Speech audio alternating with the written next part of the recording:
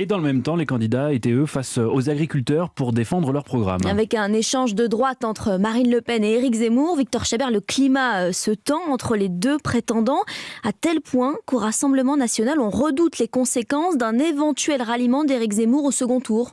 Oui, c'est un échange qui en dit long sur le degré d'animosité entre Marine Le Pen et Éric Zemmour. Ce dernier s'est attiré les foudres de la candidate en analysant son électorat composé, je cite, d'ouvriers et de petits employés. J'ai été une nouvelle fois choqué par des propos qu'il a exprimés et qui révèlent un vrai mépris de classe. Je ne méprise pas les ouvriers et les employés. Dire que les ouvriers sont des ouvriers, ce n'est pas méprisant.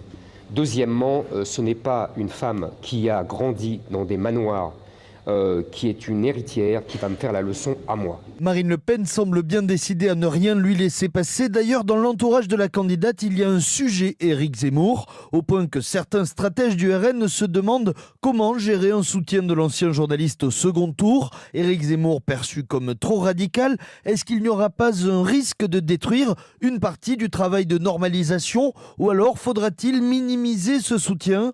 En tout cas, Emmanuel Macron a bien compris le potentiel de cette situation. Le président sortant parle d'un tandem Zemmour-Le Pen pour tenter de rediaboliser la députée du Pas-de-Calais. Victor Chabert du service politique d'Europe 1.